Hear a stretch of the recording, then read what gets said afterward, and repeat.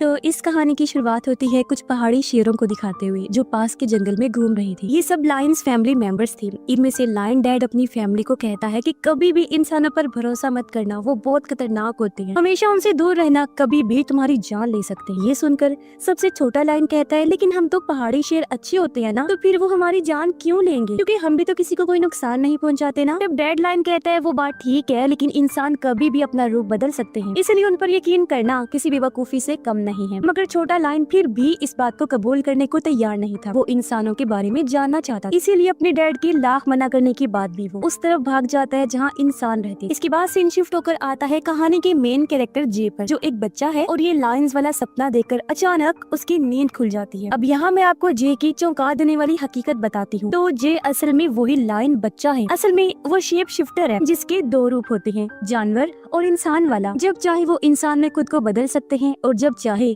अपने असली जानवर वाले रूप में आ सकते हैं। अब जे को क्योंकि इंसानों के बारे में जानना था, इसीलिए वो इंसानों वाला रूप अपना कर इंसानों के साथ ही रहने लगा और तभी से वो अपनी फैमिली से अलग हो गया। उसे तो अब पता भी नहीं है कि उसके लायन मॉम डैड रहते कहाँ हैं। जे जब इंसानी रूप में यहाँ आया तो इस फैमिली ने उसे अकेला समझकर गोद ले लिया। सालों से वो यहाँ पर रह रहा है, इसीलिए वो अपने लायन वाले रूप में नहीं आया। उसे तो अब ये लगने लगा था जैसे मैं अपनी लायन बनने वाली ताकत को खो रहा। जे अब इस फैमिली के साथ बैठकर नाश्ता कर रहा होता है। वो लोग जे को बहुत प्यार करते हैं, कभी उसे सुतेला महसूस नहीं होने देती। फैमिली में मॉम डैड और दो बहन भाई हैं। सब इस बात से अनजान हैं कि हमारे साथ इंसानी रूप में एक लायन रह रहा है। तभी न्यूज में बताया जाता है कि अचानक बहुत सारे परिंदों ने प्लेन पर हमला कर दिया, जिससे प्लेन बेकाबू हो गया और इमरजेंसी लैंडिंग करवानी पड़ी। किसी की जान तो नहीं गई, लेकिन बहुत नुकसान हुआ। अब ऐसा कोई पहली बार नहीं हुआ था, बल्कि पहले भी कई बार जानवरों और परिंदों ने मिलकर इंसानों पर हमले किए। ऐसा लग रहा है जैसे उन्होंने ग्रुप बना लिया है इंसानों को परेशान करने के लिए। अब इसके पीछे जो भी वजह थी, साइंटिस्ट इस पर रिसर्च कर रही थी। तब ये न्यूज देखकर जे और फैमिली बहुत हैरान रह जाते हैं। अगले दिन जे की बहन और मॉम उसे नए स्कूल छोड़ने जा रही थी, क्योंकि वहीं से ही उसे आगे की पढ़ाई करनी। अब हालांकि वो जाना तो नहीं चाहता था, लेकिन फैमिली के कहने पर उसे जाना ही पड़ना था, क्योंकि वो चाहते थे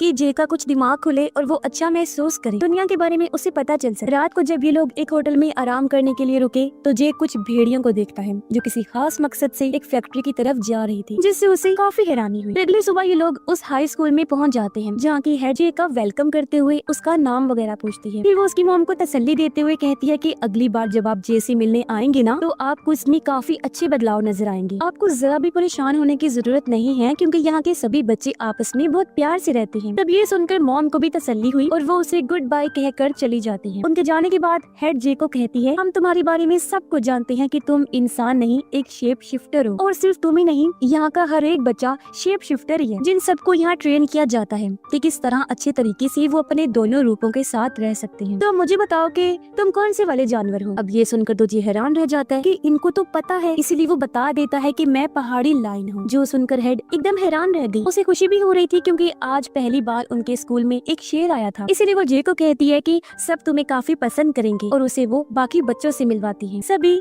काफी अच्छे से उसे मिलते हैं, सिवाय एक बच्चे जेफरी की, जो एक भेड़िया था। वो गुस्से में आ जाता है, जे से काफी सख्ती से पेश आता है, कहता है कि आखिर यहाँ एक शेर क्या कर रहा है, क्योंकि भेड़िया होने की वजह से पहले वो यहाँ राज करता था, पर अब क्योंकि एक लाइन आ गया है और शेर तो जानवरों का राजा होता है, तो उसे डर था कि कहीं मेरी जगह मुझसे छीन ना जाए। जेफरी जे से लड़ने लगा, पर बाकी सब उनकी लड़ाई छुड़वा देते हैं। अब हेड जे को एक आदमी एंड्रयू से मिलवाती है, जो ही असल में इस स्कूल का मालिक था और दुनिया भर से शेप शिफ्टर्स को यही यहाँ पर बुलवाता है, क्योंकि वो खुद भी एक शेप शिफ्टर था, वो भी लाइन था। इसलिए जे को यहाँ देखकर सबसे ज्यादा खुशी उसी को होती। वो जे से पूछता है कि क्या तुम जानते हो कि तुम्हारे असली मॉम डैड कहाँ रहते हैं और कैसे तुम अपनी लाइन फैमिली को छोड़कर इंसानों के साथ रहने लगे हो, वो भी इतने सालों से। तब जे बताता है कि कुछ साल पहले जब मैं छोटा था तो अपने डैड के मना करने के बावजूद भी मैं वहाँ से भाग गया और इंसानों के साथ रहने लगा। तभी से मुझे नहीं पता कि मेरी फैमिली कहाँ रहती है, और ना ही मैं उस दिन के बाद खुद को लाइन वाले रूप में धार पाया हूँ। मुझे तो लगता है जैसे मैंने अपनी लाइन बनने वाली ताकत को खो दिया है।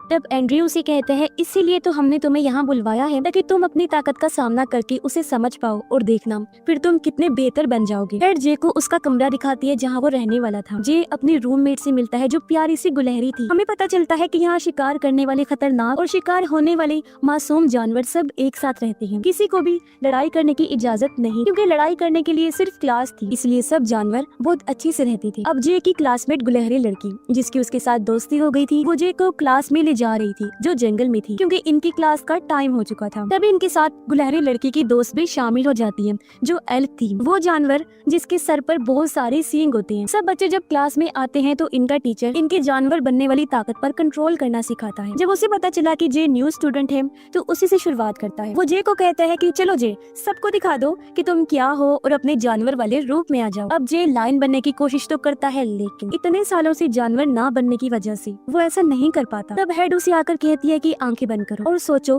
कि तुम अपनी फैमिली के साथ जंगल में हो, इस तरह तुम्हें अपना रूप बदलने में आसानी होगी, तो जल्दी करो। जे जैसे ही अपनी आंखें बंद करता है तो उसे अपने लायन डैड नजर आते जो बता रही थी कि किस तरह जंगल में रहा जाता है। ये देखते ही जे खुद को फाइनली लायन वाले रूप में धार लेता है। उसे शेर बनता देख सब बच्चे भी खुश हो गए और अब वो सब भी अपने जानवर वाले रूप में आकर जंगल में घूमने लगते हैं। क्लास खत्म होने के बाद इनका एक और रूममेट आ जाता है जो एक बाइसन था। अब ये तीनों क्योंकि एक साथ रहते थे इसलिए इनकी काफी अच्छी दोस्ती हो जाती है। जे जब अपने दोस्तों के साथ कैंटीन गया तो वो जेफरी को देखता है जो बाकी स्टूडेंट्स को परेशान कर रहा था। जेफरी की 4 दोस्त हैं जो सब भी भेड़िए हैं और बाकी कमजोर जानवरों को वो तंग करते हैं। ये देख जे को बुरा लगा। वो जेफरी को कहता है कि बाकी जानवरों को परेशान करना यहाँ के असूल के खिलाफ है और तुम असूल को नहीं तोड़ सकते, समझे। जेफरी भी उस पर गुस्सा करने लगा कि अब तुम मुझे सिखाओगे, भले ही तुम लायन हो लेकिन हम 5 भेड़िए हैं इसलिए हमसे पंगा मत लो, हम तुम पर भारी पड़ के इधर ही तुम्हें खा जाएंगे। गुस्से में दोनों एक दूसरे पर धारने लगे, लेकिन इससे पहले लायन और भेड़िए की लड़ाई होती एक टीचर इनकी लड़ाई रुकवा देता है। वो वार्न भी करता है कि आइंदा के बाद क्लास के बाहर लड़ाई की तो दोनों को सजा होगी। अगले दिन सारे बच्चे लड़ाई की क्लास में प्रैक्टिस के लिए आ जाते हैं जहाँ टीचर सबसे पहले एक भालू लड़की की लड़ाई जे के दोस्त बाइसन से करवाती है। लड़ाई का असूल यही था कि एक दूसरे पर जानलेवा हमला नहीं करना, ना ही जान लेनी है, बस प्रैक्टिस करनी है ताकि असली लड़ाई में अभी की सीखी गई चीजें काम आ सके। मगर इस लड़ाई में बाइसन हार जाता है तो अब भालू लड़की से लड़ने के लिए जे को बुलाया जाता है। इस बार भी कई बार जानवर बनने की कोशिश वो करता है लेकिन नाकाम ही रहता है। तब एंड्रयू उसके पास आकर एक पोटली देता है। जैसे ही जे ने उसे सूंघा वो फौरन ही लायन में बदल जाता है। इस पोटली में दरअसल पहाड़ों की मिट्टी थी जिसे सूंघकर जे को एहसास हुआ जैसे मैं अभी भी अपनी फैमिली के साथ पहाड़ों पर हूँ और वो लायन बनने के साथ साथ भालू लड़की को भी हरा देता है। एंड्रयू जे से कहता है कि इस पोटली को तुम अपने पास ही रख लो, ये लायन बनने में तुम्हारी मदद करेगी, साथ ही मैं खुद भी तुम्हें ट्रेनिंग देना चाहता हूँ, तो क्या तुम इसके लिए तैयार हो। जे हाँ बोल देता है क्योंकि वो ये सोचकर खुश हो गया था कि अच्छी बात है अगर मुझे एक सीनियर लायन ट्रेनिंग देगा। तो कुछ देर बाद जेफरी जे के पास आया, कहता है पिछली बार तो लड़ाई हो ना पाई, आज रात जंगल में तेरा इंतजार करूंगा, अगर जिगरा है तो लड़ाई करने आ जाना। ये सुनकर जे को बड़ा गुस्सा आया। वो सोचता है कि ये एक भेड़िया होकर मुझे एक लायन को लड़ने के लिए चैलेंज कर रहा है, जाहिर है उससे बर्दाश्त नहीं हुआ, इसलिए वो चैलेंज को कबूल कर लेता है ये सोचकर कि मैं इसे अच्छा मजा चखाऊंगा। लेकिन रात को जे जब अपने दोस्तों के साथ जंगल में गया तो उसने देखा कि अकेले अकेले की लड़ाई में जेफरी ने अपने दोस्तों को भी शामिल कर लिया है और अब चारों भेड़िए हर तरफ से अकेले लायन पर हमला कर रहे थे। शुरू में तो जे बड़ी हिम्मत से लड़ता है लेकिन धीरे धीरे वो हिम्मत हारने लगता है। अब जे की जान को खतरे में देखकर उसका दोस्त खुद को बाइसन में बदलकर भेड़ियों से भिड़ जाता है। वो उन पर हमला करके भगा देता है जिससे जे की जान बच गई। अगले दिन एंड्रयू जे को अपने साथ घुमाने लेकर जाता है। रास्ते में उसने बताया कि कल रात तुम्हारे और जेफरी के बीच जो कुछ भी हुआ मैं सब जानता हूँ, लेकिन तुम एक लायन हो जो भेड़ियों को बिना किसी की मदद के हरा सकता है, तुम्हें बाइसन की जरूरत नहीं पड़नी चाहिए। इस पर जे कहते हैं मैंने मुकाबला किया था लेकिन एक साथ चारों को हराना बहुत मुश्किल था। तब एंड्रयू कहता है कोई बात नहीं, धीरे धीरे तुम बिल्कुल परफेक्ट बन जाओगी, अभी तो शुरुआत है, जिसके बाद तुम्हारे सामने 4 तो क्या 10 भी आ गए ना कि तुम आसानी से उनको हरा दोगे, लेकिन हाँ वैसा बनने के लिए तुम्हें मेहनत करनी पड़ेगी।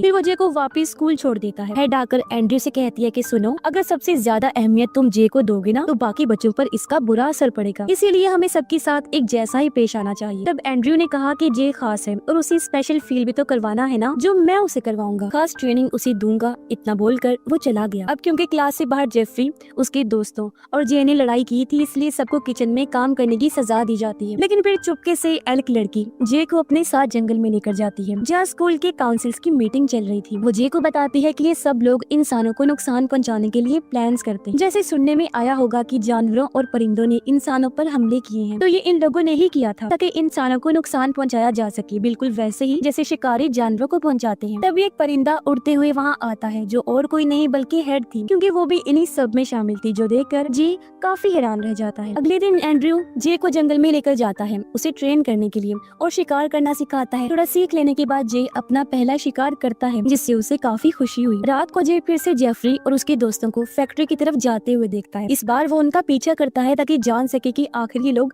क्या करने वाले हैं। अब सारे भीड़िए गार्ड को डराकर भगा देते हैं। फिर जैसे ही वो लोग मशीन की तारों को नुकसान पहुंचा रहे होते हैं तो जेफरी की नजर जे पर पड़ जाती है। वो गुस्से में जे से कहता है कि तुम क्या हमारी जासूसी कर रही हो? तुम्हारी हिम्मत कैसी हुई हम पर नजर रखने? मैं देखना तुम्हें छोड़ूंगा नहीं और इस बार तुम्हें बचाने वाला कोई नहीं होगा। लेकिन उनकी लड़ाई होती पहले ही एंड्रयू आकर उन्हें रोक देता है और जेफरी से कहता है कि जल्दी चलो यहाँ से वरना हम फंस सकते हैं। ये सुन जे समझ गया कि जेफरी जो कुछ भी कर रहा है वो एंड्रयू के कहने पर ही कर रहा है। तब एंड्रयू जे से कहने लगा कि चलो मेरे साथ, मैं तुम्हें सब बताता हूँ कि आखिर यहाँ पर चल क्या रहा है। उसे अपने घर लाने के बाद एंड्रयू बताता है कि हम जानवर पहले इंसानों से नफरत नहीं करते थे, मगर अब हमें उनसे बहुत नफरत हो गई है। वो जो फैक्ट्री है ना, उसने आधा जंगल खाली कर दिया है। सब कुछ काट कर उन्होंने यहाँ पर फैक्ट्री बना दी है जहाँ से केमिकल्स निकलते हैं, जिसकी वजह से न जाने कितनी मासूम जानवरों को अपनी जिंदगी से हाथ धोना पड़ता है। इंसानों को हम जानवर और माहौल की कोई फिक्र ही नहीं है। अब मेरी बेटी और वाइफ को इंसानों ने ही मारा था, हालांकि उनका कोई कसूर भी नहीं था। क्या था, वो तो ऊपर जंगल में घूम ही रही थी ना, जो कि उनका घर भी है, लेकिन इंसानों ने वहाँ भी उन्हें नहीं छोड़ा। और तो और वक्त के साथ इंसानों में अच्छे बदलाव आने के बजाय वो तो और बुरे होते जा रहे हैं। अब तो वो पहले से ज्यादा जंगलों को तबाह करते हैं और जानवरों को मारते हैं। ये देखते हुए हमने अपनी एक टीम बनाई है जिनका मकसद इंसानों को तकलीफ देना है ताकि वो अपनी ही जगह पर चैन से ना रह सकें, जैसे वो जंगलों में जानवरों को नहीं रहने देती जो हमारी जगह है। इसी मिशन के लिए ही मैंने तुम्हें यहाँ बुलवाया है क्योंकि तुम बहुत खास हो और मुझे यकीन है कि तुम हमारा साथ जरूर दोगी। फिर हम भी इंसानों को दिखा देंगे कि हम क्या हैं और उनकी क्या औकात। अब ये सुनकर जे एकदम हैरान रह गया। वो फौरन जवाब नहीं देता बल्कि कहता है कि मुझे थोड़ा टाइम चाहिए कि क्या मुझे तुम्हारी मदद करनी चाहिए या नहीं। एंड्रयू ने भी कह दिया कि ठीक है, लेकिन जल्दी जवाब देना, एक बहुत बड़ा मिशन करीब है, इसमें हमें तुम्हारी मदद चाहिए होगी। अगले दिन जे जब अपने दोस्तों के साथ रेस लगा रहा था तो बाइसन रोड पर चल रही एक गाड़ी से जाकर टकरा जाता है। खुशकिस्मती से किसी की जान नहीं जाती। पता चला कि ये गाड़ी जे की फैमिली की है जो उससे मिलने आए थे। उन्होंने अंदाजा लगा लिया था कि जे यहाँ पर बहुत खुश है। वो जे से कहते हैं कि सैटरडे को हम हाइकिंग के लिए जा रहे हैं तो तुम भी आ जाना, बहुत एंजॉय करेंगे, जिसके लिए वो मान गया। उनके जाने के बाद उसे एंड्रयू की कॉल आई जो कहता है हाँ फिर क्या सोचा बता दो, क्योंकि सैटरडे को हम उसी मिशन के लिए जाने वाले हैं, तो क्या तुम दे रही हो हमारा साथ? जे ये कहते हुए मना कर देता है कि देखो मैं नहीं आ रहा क्योंकि मैंने अपनी फैमिली के साथ जाने का प्लान बना लिया है। ये सुन एंड्रयू को बड़ा गुस्सा आया। वो कहता है पहले तुम ये सोच लो कि तुम इंसानों के साथ हो या जानवरों के। इतना कहकर उसने फोन काट दिया। इसी जे को भी बड़ा गुस्सा आया कि आखिर क्यों एंड्रयू ने मुझसे इस लहजे में बात की। इसी गुस्से में आकर वो जितना दूर हो सके उतना ही जंगल में भाग जाता है। थोड़ा आराम करने के लिए जब वो एक जगह पर रुका तो वहाँ कुछ शिकारी आ गए जो ड्रोन की मदद से जे को देख लेते हैं और उसे मारने के लिए कुत्ते छोड़ देते हैं, क्योंकि उनका प्लान था कि ऐसा करने के बाद हम जे को अपने साथ ले जाएंगे। लेकिन इतने में वहाँ एक कौवा आ जाता है जो भी दरअसल शेप शिफ्टर था और उसे स्कूल की स्टूडेंट होती है। वो सबसे पहले ड्रोन तोड़ती है, फिर जे की मदद करते हुए उसे स्कूल की तरफ ले जाने लगती है। लेकिन जब जे थक गया तो आराम करने के लिए वो एक जगह पर बैठ जाता है, लेकिन तभी वो शिकारी कुत्ते यहाँ आ जाते हैं। पर इससे पहले वो जे पर हमला करती वो इंसानी रूप में आ गया, जो चीज तो कुत्ते भी देखते ही देखते रह गए कि आखिर ये क्या हुआ। एंड्रयू जे के पास आकर कहने लगा कि मैंने तुम्हारी लायन फैमिली को ढूंढने की कोशिश की थी, मुझे पता चला है कि उन सबको भी शिकारियों ने मार दिया है, तो क्या तुम अब भी इंसानों की मदद करोगे जिन्होंने तुमसे तुम्हारे अपनों को छीन लिया? अब तो तुम दोगे ना हमारा साथ? अब ये सुनकर जे को बहुत दुख हुआ कि मैं अब कभी अपनी फैमिली से नहीं मिल पाऊंगा। इसी गुस्से में आकर वो जे का साथ देने के लिए मान जाता है, जिसके बाद एंड्रयू अपनी पूरी टीम को समझाता है कि किसे क्या काम करना है। सबसे पहले उन्होंने गार्ड्स को डराकर भगाना है, फिर बड़ी बड़ी मशीन्स को तबाह करना है, जिसके बाद फैक्ट्री में शॉर्ट सर्किट करके धमाका करना है। इसके लिए बाकी सब तो मान गए, लेकिन जे एंड्रयू को कहता है कि ठीक है, इंसानों को सबक सिखाने के लिए उनकी चीजों को बर्बाद तो करना है, लेकिन इसमें किसी भी इंसान की जान नहीं जानी चाहिए, ये मेरी शर्त है। एंड्रयू भी मान गया कि किसी की भी जान नहीं ली जाएगी, बस इंसानों की चीजों की बर्बादी होगी। अब प्लान के शुरू होने से पहले जे के घर वाले फोन करते हैं कि तुम नहीं आ रहे बेटा, हम लोग तो हाइकिंग के लिए जा रहे हैं। जे कहता है कि माफ कीजिएगा लेकिन इस बार मैं नहीं आ पाऊंगा, आप लोग जाएं, एंजॉय करें, मुझे जरूरी काम करना पड़ गया है। जिसके बाद वो एंड्रयू और बाकियों के साथ फैक्ट्री की तरफ निकल पड़ता है। एंड्रयू और उसकी टीम फैक्ट्री के ऊपर बनी पहाड़ी पर आ जाते हैं, जहाँ उन्होंने बड़ी बड़ी लकड़ियों को रखा हुआ था ताकि ये सारी लकड़ियाँ नीचे फेंककर मशीन्स को बर्बाद किया जाए। लेकिन प्लान शुरू करने से पहले ही जे की नजर नीचे जाती है, जहाँ ही उसकी फैमिली हाइकिंग करने के लिए आई हुई थी। इस जगह पर भी लकड़ियाँ गिरने वाली थी। जे समझ जाता है कि इस तरह तो तो मेरी पूरी फैमिली का मरना पक्का है। वो घबरा गया, सबसे कहता है कि रुक जाओ, हम ऐसा नहीं कर सकते, प्लान को यहीं रोक दो। लेकिन कोई भी उसकी बात सुनने को तैयार नहीं था। इसलिए जे एंड्रयू को कॉल करके कहता है कि प्लीज ये मिशन रोक दो, मेरी फैमिली नीचे है, उनकी जान को खतरा है, और तुमने कहा था कि किसी की जान को खतरे में नहीं डालोगे। एंड्रयू कहता है, अरे इतना बड़ा मिशन है ये, तो कुछ लोगों की जान तो जाएगी ना, तुम टेंशन न लो, वैसे भी वो कौन सा तुम्हारी अपनी फैमिली है। इतना बोलकर